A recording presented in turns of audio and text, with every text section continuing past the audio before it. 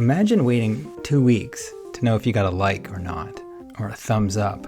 In the decades before the internet, people made comics, and we reached out to each other. What was it like?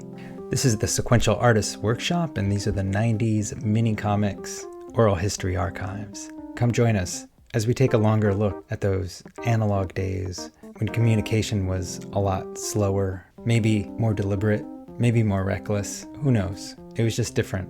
Join us as we take a look and really notice how much things have changed. Come join us on the socials. Sometimes it's Comics Workshop, sometimes it's Saw Comics. Either way, come check us out and welcome. Cool. Okay, today we're here with Donna Barr, an interview for the 90s Mini Comics Oral History Project for the Sequential Artists Workshop in partnership with the University of Florida, the Samuel Proctor Oral History Project, the Billy Ireland Cartoon Library and Museum, and Spit and a Half. How are you doing today, Donna? I'm doing pretty good. I've kind of been looking forward to this now that we're able to get some things done. Memorial Day is a wonderful busy day for those of us who we're already in our little Comic Cons here. So I'm real happy to be, helpful on this project. Awesome. Outstanding. May I say real quickly is that I got the information originally from the project, but I thought, Jetta's going to be interviewing me for the podcast, her podcast, which you are perfectly welcome to promote. Yeah. And I thought, well, who better to do a good interview and have everything proper? So, thank you. That's what we're doing. Thank you. The intro question is, please say your name, the date, and where you are recording from.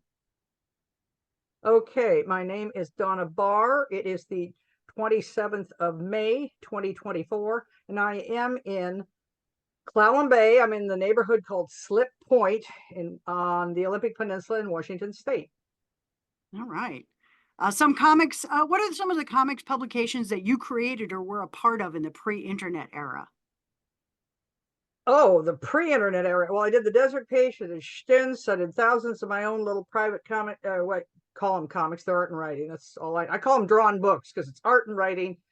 And it's also a stealth marketing term because if you call them comic books or graphic bars, any of this stuff, if you use these words, the brains close. But if you say drawn books, immediately they think art and writing, and you've got them into a full-on conversation before they finally go, you're talking about comic books. It's too late. It's too late. The lawyer will then walk away from the Starbucks and go into the comic shops next door and buy stuff, because drawn books it's what I call it. It just means art and writing. Yeah. The way it's done. And it is a stealth marketing term. Outstanding. What are some of the locations you worked in from like your 80s or 90s era work? What do you mean worked in? Like studios? Did you work out of your house? Did you? Oh, I worked out of my house, which has always been my studio. Okay. So you never worked at an art studio or anything like that? It's also no. I mean, I've taught classes. I've been part of bajillions of projects, all kinds of things. But I wasn't specifically employed. I'm an independent artist. Okay. How would you describe your comics work?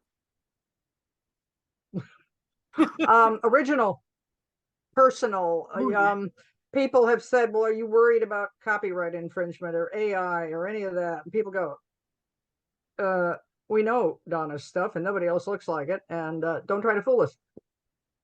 Exactly. It's original. I was sitting there in the Pacific Northwest woods, drawing pictures and writing stuff and put them together, and it was like synchronicity, and it happened all by itself. One of my publishers, Ed Vick, with Moo Press and Comics, he said that Donna kind of sat there and invented comics all by herself, which actually a lot of women do. They do a lot of writing, a lot of art all together. Like they have bajillions of those wonderful black sketchbooks. Yeah. Which the entertainment industry mistakes. They always think those are by serial killers. Like, no, it's women doing their own comics. That's what that's about. Oh my God.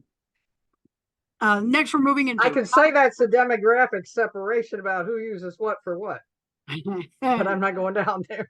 No, I hear that. We could go off on that for hours. No, that's what the project will be editing for. I'm sure. We're in the comics production section with questions. Tell me how you made your comics. What tools did you use? Scrap paper, good quality Bristol, pens, markers, pencils, the traditional stuff originally. When the computers came along, I had a lot of fun to continue to just ink traditionally. And then I like to computer color because it was fun. And people who are technical look at it and say, well, that's obviously computer color. And he says, I'm using a computer. I want to look like a computer. And every single page was an experiment. Mm-hmm. And people says, well, why didn't you try to make them all look together? I said, because if I started again at the beginning, then you get another 64 pages that look different.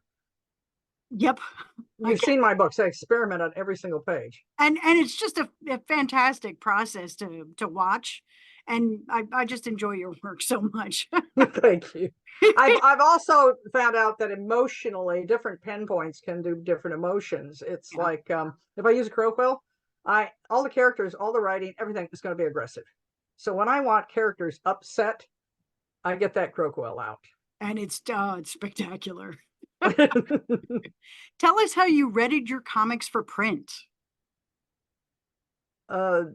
What was your process in getting them printed? Did you? Well, originally I just sent them off to Morgan Printing in North Dakota. I think everybody knows Morgan Printing. Yay! You send them the artwork.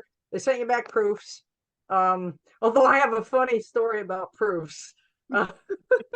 Normally with Morgan was absolutely gorgeous. They never made a mistake. I was going through Aeon and Moo Press and whatever. At that point I was working for a comics company. I should say I worked for Fantagraphics. I worked for various companies, but they were always my comics working originally. Okay. Gotcha. So anyway, we sent this off, but one time, Ed, good old Ed, I love Ed. He's a great guy, one of the great publishers of comics. We were on a deadline, vicious deadline, and we thought, no problem. I had done a cover in which there was an attempted rape in the military. And it is a brutal cover. It is terrifying, and it is not meant for children. And obviously, kids are going to, if they see it. Mm-hmm. But we sent it out, and we didn't ask for proof because we figured they'll do it right. Well, the thing comes back, and there's no logo on the front. Mm. There's no title. It's just the picture. Yeah. So we're going. And at this point, we're standing at San Diego with the boxes, which we have just opened. No. And the rest of them have gone to all the places they were supposed to go. Oh, no. And we see the first fan coming toward us, and I'm going, I am so screwed. And coming right toward us, and Ed's sitting there, and he's not saying a word. And this person walks up to me and goes, actually, he's talking to Ed. And he goes, this is amazing. Mm. You just took a chance. You knew everybody would recognize this. You just did this, just the picture, and everybody would know this was the Desert Peach. This is an amazing experiment. And Ed, this is Ed. Yeah, it was a bit of a gamble, but I let her do it.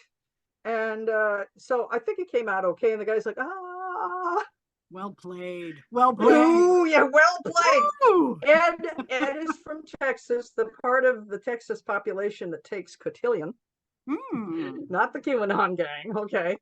And I will say another thing about that cover. I was down for oh God, what is the Comic Con that took place in San Jose? Anyway, they had a little Comic Con down there, and my brain doesn't remember after thousands of miles of. I probably logged more miles on airplanes than Dan, my husband, logged in Vietnam on helicopters. But I'm down at San Jose, and we had an open bar that particular year up on the second little step up floor. And so we all had a drink, which really just meant that nobody got the concrete that year. It's because alcohol kills bacteria and viruses. Mm-hmm. So I'm sitting there, and I've got all my stuff out there, including that ghastly cover. Mm-hmm. And this little teeny thing in a pink dress walks by, and she's going like this down the comics, and she stops and looks at that, and her. Remember Winona Ryder in Dracula going at the sex book, right? At the oh God, I can't remember what it was. But anyway, she just finally went, oh, okay. Didn't get it at all, walked on. Her dad is right behind her, and I said, God, I'm sorry, but it is an adult show. And he says, oh, she doesn't know what that is. If she had, Yeah. I'd have been calling somebody. But he Yeah. was like, because she was, he had no idea what the people on that cover were doing. Which is the whole thing about I had once kids about 12 or 13 walk up, they're pretty young, walk up to my table, and one of them said, we've heard that this is a really good book, Desert Peach. And he said, would we like it? And I said, probably wouldn't, because it's full of stupid adult tricks, as I call them. And I don't mean a whole lot of sex and violence. There's some swearing, but there's an awful lot of, what are we going to pay the mortgage with? That kind of crap. Yeah. And I said, but you're getting towards 16, 17, 18, you're starting to run into the adult situations. And very many times you will outgrow the art form. Mhm. And you come over here and this is all ready to go for you. You got a whole series and you can read it as an adult for the rest of your life. And you know what those kids did? Went on their way. Oh yeah. They're That's cool. fantastic.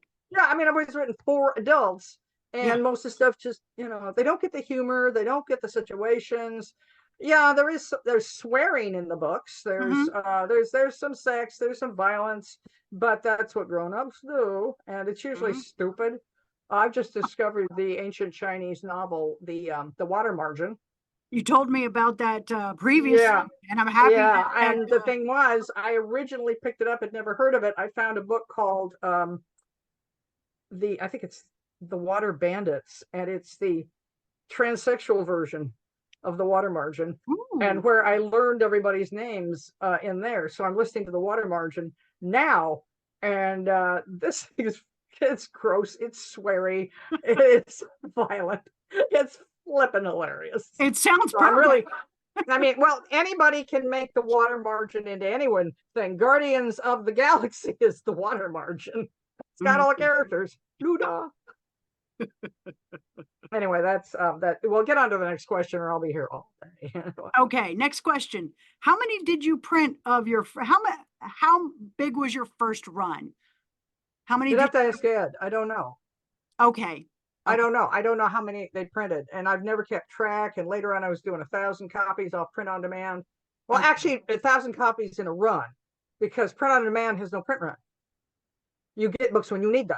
Your customer buys one, they show up at a show later on, you autograph it for them. They can buy whatever number they want, resell them too, as far as I'm concerned. I don't care. I'll buy 10 or 20 for a show, or 2 for a little show, or just keep them.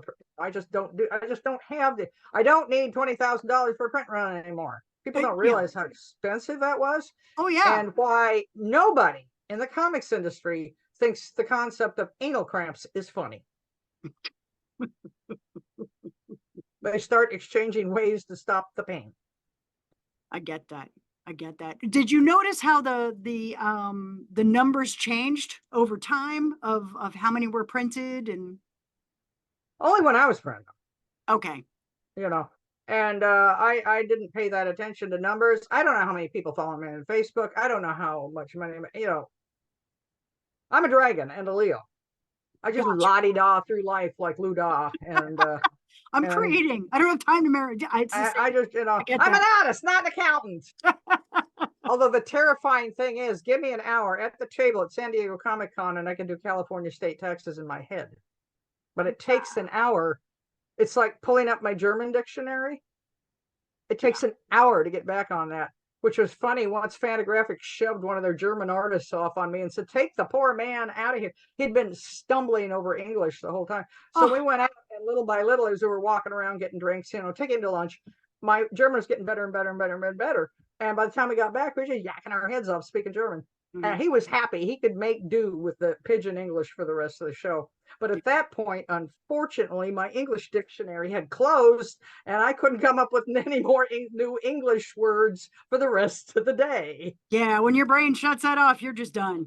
Well, you can only have so many dictionaries open at a time. And my German dictionary takes an awful lot of RAM. I would imagine. But it's open. Yeah. I can't have the English dictionary open.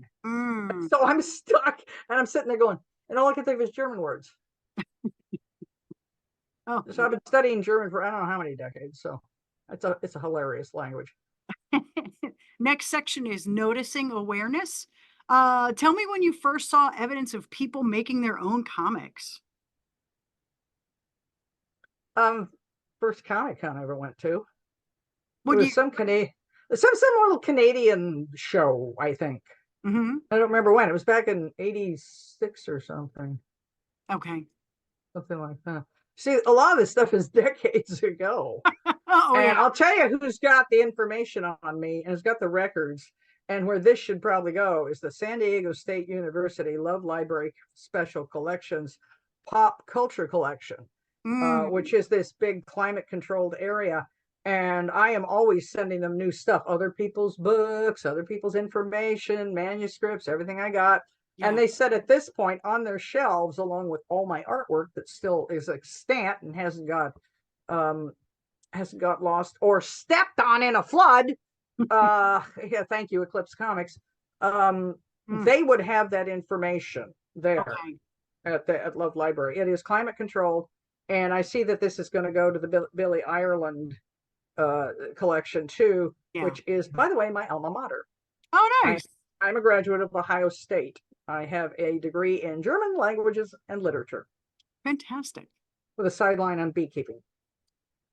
Well, you gotta have something that helps supplant. Well, people are always yelling about you should also you should do trades, not this, and it's like go to Ohio State, you get to do it all. Right. You know, with the sign there on the way out there to the agricultural area. Please do not cross the paddock. The ponies bite. Oh, this is Next the college question. I went to. Tell us a story of getting a comic that surprised or inspired you. Well, not inspired. I get inspired by stupid crap I see. Um, certain little things will make me crack up. Nothing surprises me. Humans are too weird. But I have things like Pete Zickman's Garner's characters always go, no good can come of this. I love that. Stephen Notley's Bob the Angry Flower, he just kills me. Oh He's yeah. funny Yeah. in heck. Deanna Sasa. Now, this is the funny story. When I was a kid and I'm drawing German soldier centaurs, and my parents had gone through World War II, were like, what the hell's wrong with this kid? And I finally said, I'm going to find a girl someday who's doing this and she'll be in Switzerland. And she was. Diana Kennedy, that's her name now. She was Deanna Suss, she's doing German soldier centaurs.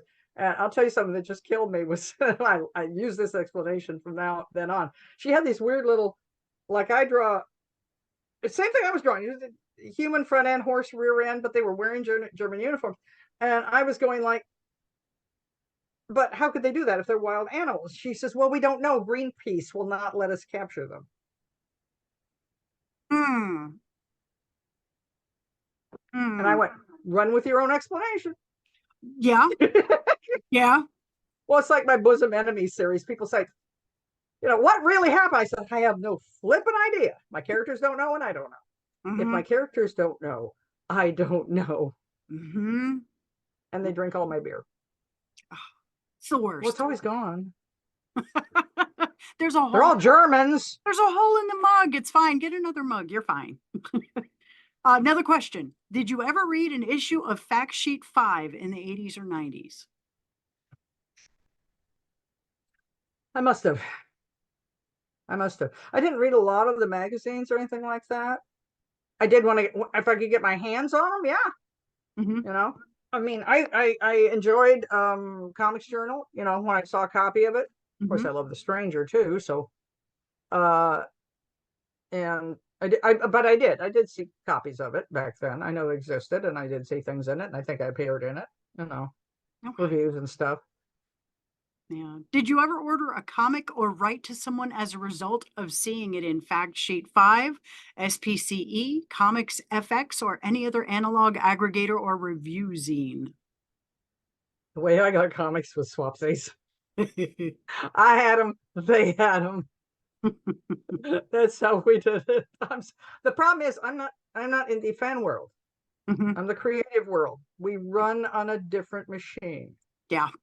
So it's like the fans have their parties and get-togethers, and I've been to those. I mean, I love the Hancock party at NorwestCon where they serve, like for whatever their RadCon or whatever it's called, and they serve toxic waste, which is this god-awful blue concoction. But I am one of the people who was an artist in the industry when Dark Horse decided to take a jacuzzi in a suite, fill it with ice, put all the beer in the world in it, and let the artist loose on it. Aha. We were so hammered. Oh, I bet. Oh my Oh God. my God. It's one of those. The What about Great those Dark Horse Beer Party. I remember that one. Yeah. Was this a time where there were video phones? Nope. No, Nope. In photographic fact, evidence is I'm the real best. lucky there weren't video phones in the shit that happened. Woo, I hear that. Oh, it's like people are saying, the boomers are always going, you glad we didn't have phones. Mhm. Mm-hmm. Next question. Did you ever advertise in one or of the above, or was your work reviewed in it? My work was reviewed, Mhm. but I didn't advertise. I had word of mouth. I went to shows. Okay. People knew that stuff was out there. Actually, lately, every time I run into somebody, they go, "Ooh, the legend." Well, a legend is something that people talk about, and I'm beginning to think they're referring to my promotional abilities. Word of mouth, you're the legend. Okay. Mhm. Because that's really what I did. I just happily did the work, got it out there, sold it. Uh, didn't do a lot really about advertising. If people are doing reviews or whatever, well, it's like this. It's like, looky, here's a project I can help out with and promote. Mhm. I Mhm. mean, I'm www.donnabarr.com, and when you go Mhm. there, you will see it's a blog with a lot of links. And I actually had a technical person, a web person, looked on it once and went, "You're using the entire internet as a website and not paying for it and getting advertising money." I went, "Yep, Yep. blogger." Well done. I always recommend blogger. Next section is community. Tell a Hmm. story of how you met your closest friend or peer in comics. Oh, that would be Roberta Gregory. And as I recall, she wrote me a fan letter. Well, I mean, it sounded, it was kind of like, "Oh, senior comics." But I don't think it was so much a fan letter as from one comics person to another. And later on, she moved up to Seattle, and we ended up supporting each other in many, many, many ways. She let me, after I moved out of Seattle, let me use her couch, which I'm great friends with her couch and all her cats and everything. With her husband Bruce, as she refers to him, and they let me stay there, and we went to all the conventions and shared expenses. And the only time there was one time we were on the phone and we were talking about Hawaii Con, and she said, "My parents went to Hawaii. All these people went to Hawaii." And I said, "We've never been to Hawaii." And she went, "Oh, that's just pitiful." And I went, "That's it." So we went to Hawaii Con and had a hell of a time. Oh, nice. Yep. Nice. Second question. Tell us about the first show or con situation where there were other people doing what you did. So I guess other creators in the same Oh, that would be NorwestCon, I think. Okay. No, wait a minute. No. What the heck was it? I don't remember. Was it NorwestCon or that little Canadian show? I can't remember. It's a long time ago. A lot of shows. People are always saying, like, you remember me, and I'm like, oh, When you meet a I lot know of too many people, it's people, hard to it's hard to kind of and catalog. it's decades, people. Well, it's like I say, everybody's got a Rolodex in their head, right? And the cards in the front, you can just dip in and get them. But when you got decades of Rolodex going back here, you're going to have to go back, and they may have fallen off the back, like the movie In and Out, or whatever the heck it's called by Disney. They may have fallen off the back, and you're going, "Who the heck are you?" My situation, however, is I got a strange voice, a god awful laugh, and they don't forget me because I'm weirdo. Yay, weirdos. Weirdos for the win. Weirdos for the win. Tell us when you felt the most connected in the community or the least connected or both. Well, once I was in the community, I was in the community. Mhm. I Did mean, you ever feel disconnected from the community? what's that? Did you ever feel disconnected from the community at any point? No, it's too big. It's worldwide. I mean, the moment the wall went down, they were writing reviews on Stinz in Czech, which Yeah. I can't read. Yeah. And I had some guy who owned a Japanese comic store comes in, and he's got this great big gorgeous reproduction leather pilot's jacket, and he wanted me to take a gold marker and draw all over it. And I'm going, yes, it's gonna chew up the leather. He didn't care. He had the money. Crazy. Awesome. I've had people want me to sign their butts and their tits and everything else. So and of course the Peach Pits, me and my idiot friends run it. Well, that wasn't me doing that. This guy named he's got a name that he if I used his original name, it'd be kind of like naming him because he but it's not gender, it's theatrical. Understood. And I'm never quite sure which one of his projects he's doing, but everybody in the industry knows who it was. He's the guy who really jump-started everything as far as the Peach Pits and the musical and all that went, you know. Oh, that's fantastic. So yeah, I've never felt disconnected because well, I'm easy to get along with. If you want to sit down with me for an evening, you know, you buy me dinner and drinks.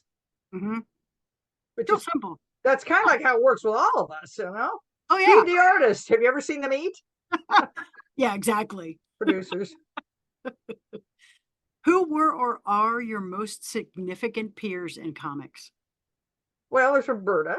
Alan Moore is one of my fans. So is his wife. Wendy. I just discovered Wendy Peeney and I. Okay, she's over here in the comics industry, and I'm over there in the comics industry, and it's too big.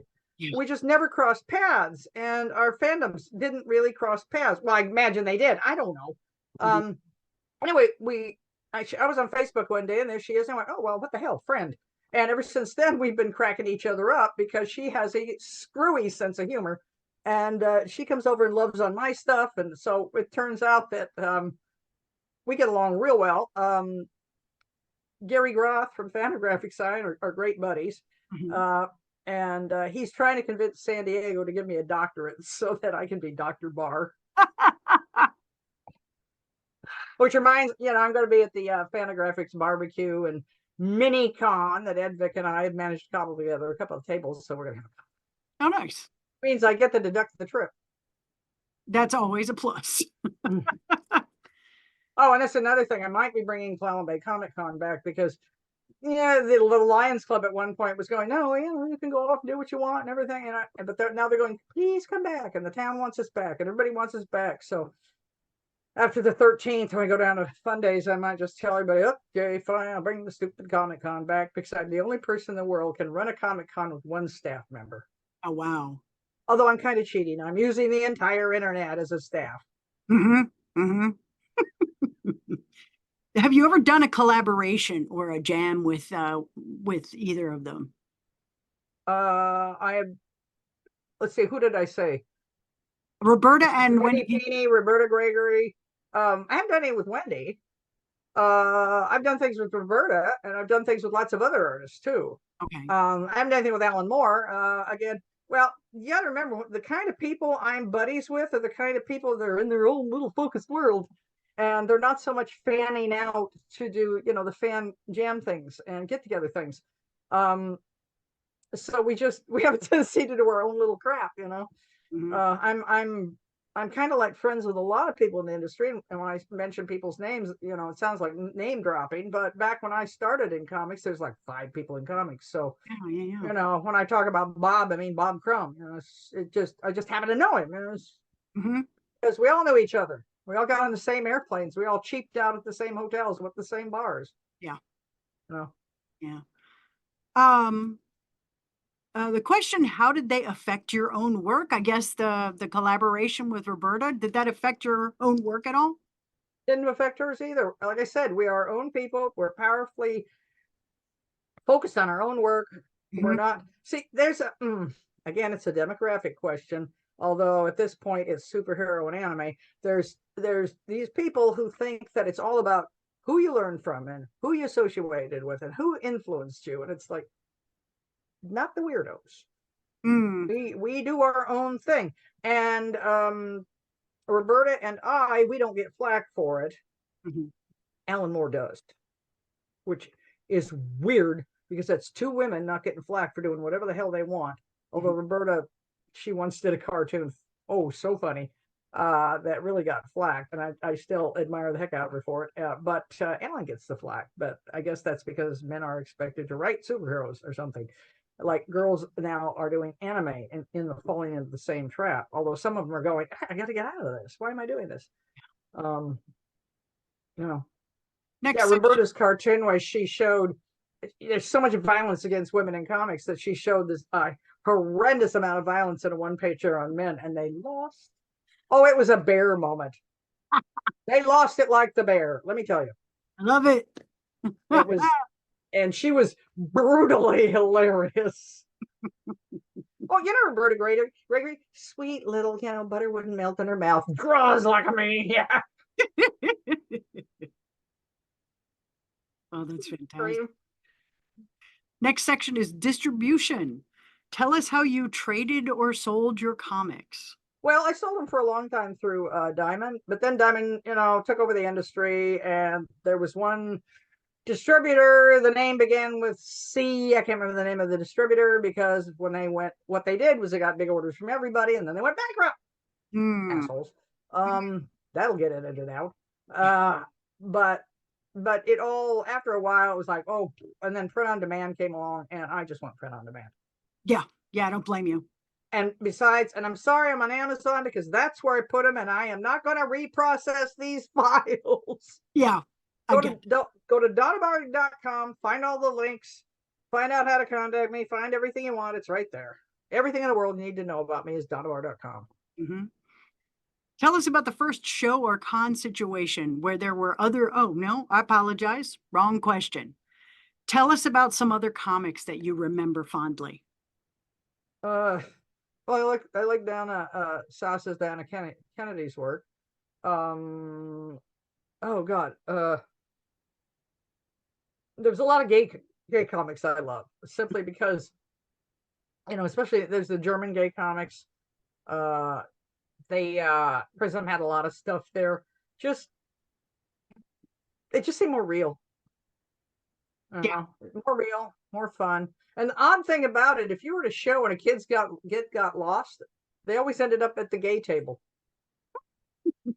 Large protective men that wouldn't hurt them, Yeah, safe. Safe. Yeah, the gay table was safe. That's where they would automatically end up at. We'd find ourselves with kids there, Yeah. Of course, I'm gender free. Child free, God free. Mm-hmm. Mm-hmm. Did you ever feel connected to a particular store or venue that supported you or the community? Well, actually, right now, Anime Cat in Port Angeles, and Fantagraphics, and Million Year Picnic. There's a whole bunch of comic stores. I wish I could name them all. I wish I could remember them all, but I haven't traveled in a lot of years. I'm getting older, and I'm really out here in the distance. And of course, now I got all these electronics, and I'm always available for anybody to get a hold of for Free Comics Day or anything. I mean, send you free comic books, I'll do it. For your store. Let's see. Were you ever part of any kind of distribution collective like Puppy Toss, or did you submit to small distributors like Phantom House or Spit in Half? No, I didn't. I didn't get around to a lot of stuff. There's so much going on, and so you've got the bigger ones, the smaller ones, the local ones.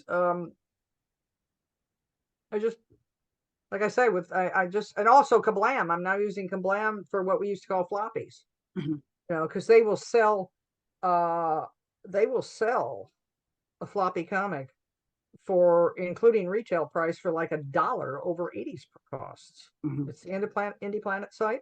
Yeah. So people, and I managed to process and put those all up there, and oh my goodness, but their quality is good. Nice. Amazing. Nice. If you were involved in distribution, how did you find and choose what to distribute? What to distribute? If you were involved in distribution, they want to know how you found and chose what to distribute. Oh, I wasn't. You mean if I was in a company? I mean, if you were involved in getting the comics out to shops and conventions, but it sounds like it might have been somebody else that was doing that on your end. Yeah. I mean, if it was distribution, they were doing it. Okay. All right. Here's the wrap up. What do you miss about that time? Oh, I don't know. Well, I don't miss the airplanes, I'll tell you that much. Flying was rough. I kind of miss the travel, all the conventions all over the place. I like the old black and white world. I did a lot of zines, and most of the dummies and final copies that remain are at San Diego. All this stuff is at San Diego. And I wish people, there was something going on for a while in the 80s and early 90s, which was Bar Wars. And it was writers having their characters knock on each other back and forth in the mail. And this ended up with, I don't know, 20 people sending art back and forth. I don't know how many pictures people did. They were rude, hilarious. And Chris Dunn, who was a fan, reader, he put together Bar Wars zines, and there's some of that left. I don't know what happened to most of it. Okay. If you go to San Diego, like in the Barb Roush folder, it's a little pink folder. They've got the ones that she did. They don't have mine from her end because that disappeared. But her stuff, she was going to do this adorable gay pirate series, and she was the penciler for the Barbie comics. It would have been amazing. Oh man. And they were so cute and so naughty, and but you can see that end of it there. So yeah, I mean, I kind of miss all the more primitive ways of doing things, but then you get to now, and you start seeing people watch movies where they're going, no CGI. This is how we did this analog. And you've got all these prop people are telling you how they're, faking being inside a train. And so now, rather than saying, oh, look, all the fancy CGI, it's like anybody can press buttons. It's already happened in the film industry as far as AI goes. It's like, that's not real. And it's theft. I mean, at least in the movie industry, it wasn't theft. Yeah. You were actually using your own work. But with AI, now people are looking at that and going, well, I mean, okay, let's say you're a magazine. Let's say, like, if you're one of these little, lazy people who punches buttons and steals somebody else's art, I really don't care if you were doing that, if it was stock images or something, but they're not. It was trained on theft, and therefore it steals. It breaks copyright, and they may not get in trouble. But if you're talking somebody with deep pockets, you're talking a magazine or a movie or anybody else with deep pockets, Interpol and the FBI are coming after you. And I think we've all read that copyright warning. But what's happening right now is nobody's valuing that stuff. Yeah. They just don't value it. It's more and more of these people want to get paid, and they hire, it's like animation studios hire these people once and say, get the fuck out of here. You don't know what you're doing. You don't know how to draw. You don't know how to do this stuff. You cannot finish the project. You're nothing but a thief. Go. And so the whole thing about AI is I don't bother with it because I'm faster. What do you? I've done millions of things. What do you not miss about back in the day? Well, like I say, the plane flights. I don't miss that. That was, and the travel. That was rough.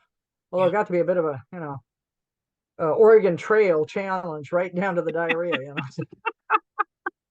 We played the original Oregon Trail, let me tell you, We all died of dysentery. That happened. Signing tours were a blast. I really can't say anything I missed. Anything I hated. I didn't hate anything. I mean, I got through it. I often didn't have the same kind of problems that other people do. Okay, I've got this reputation as a monster. I'll take your face off if you give me a hard time.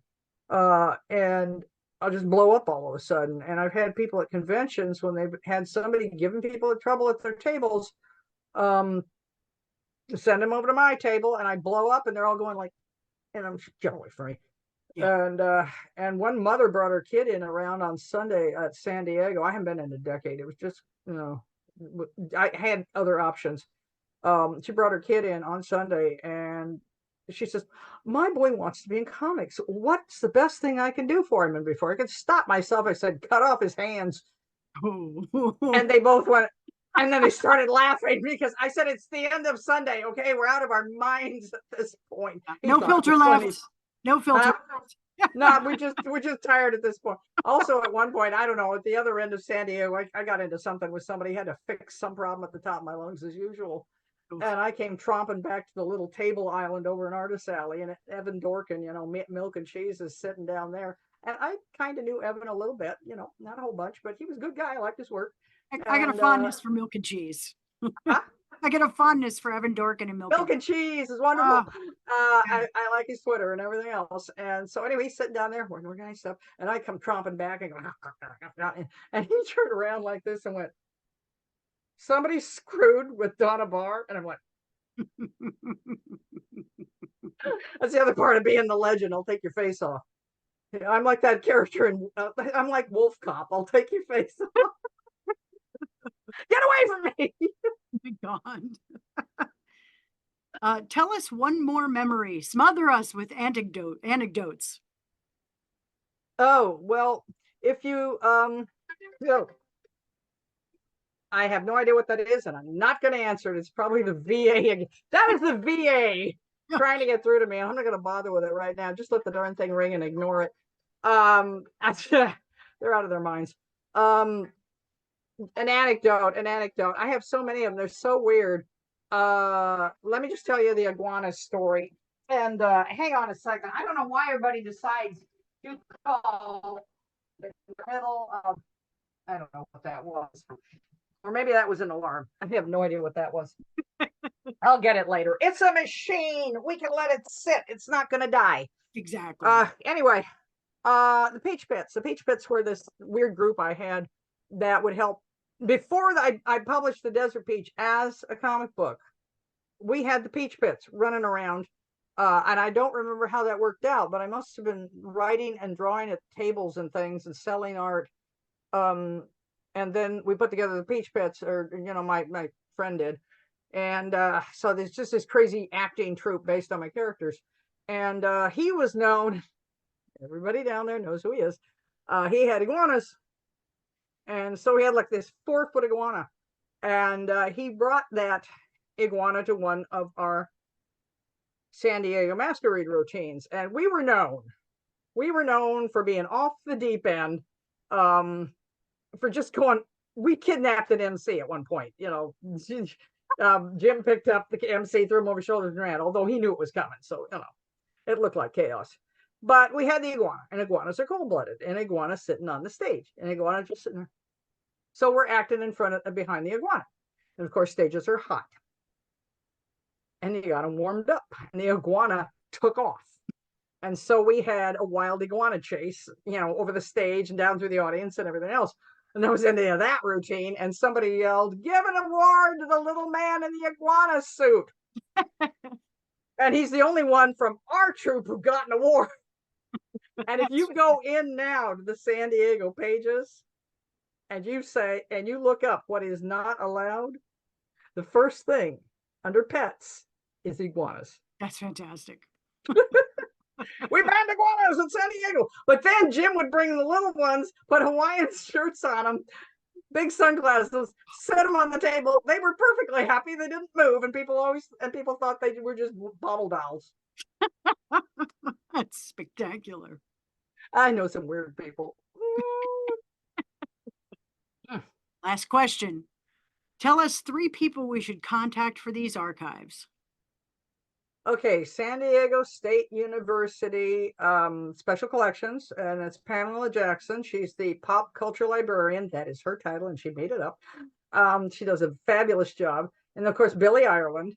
And oh Lord, I'm trying to think of somebody else that you would need a collection for. I know the people that were doing the interview for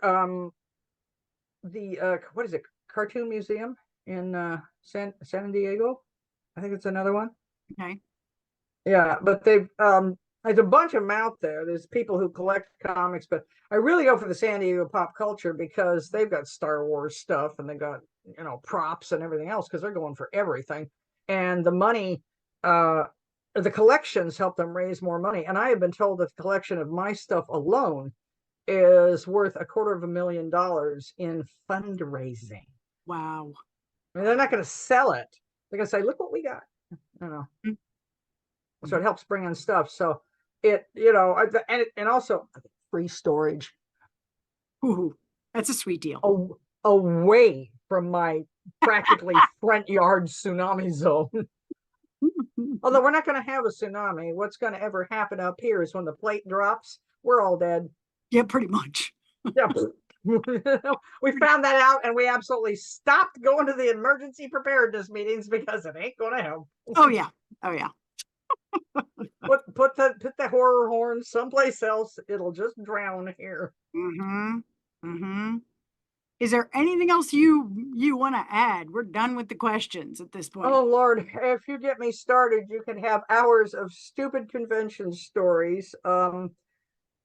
Just griping about materials, dealing with things. But basically, really, I don't have a lot of gripes about being in the comics industry or having anything to do with comics. They're kind of like wonderful. Oh yeah. And people used to hate them because you could write or you could draw and they couldn't do both. And we told them, yes, you can. All you have to do is practice.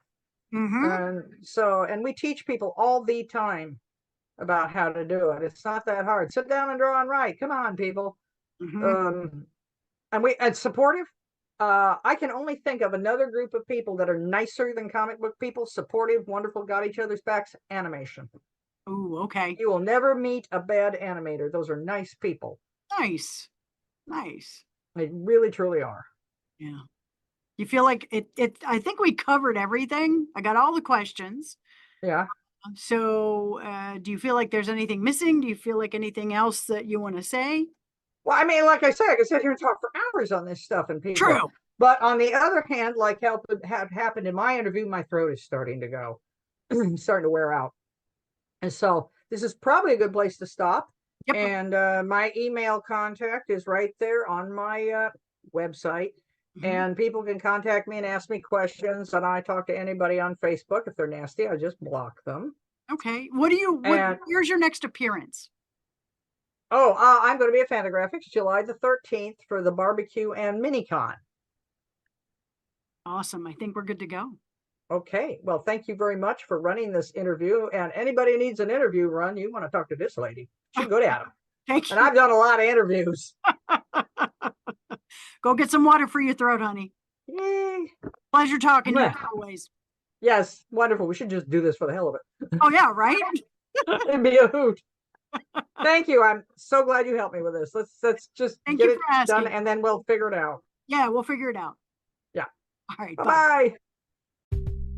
Thanks for joining us. This has been a production of the Sequential Artists Workshop, or SAW. You can find us on social media at Comics Workshop and online at sawcomics.org. You can hear about our many courses at learn.sawcomics.org.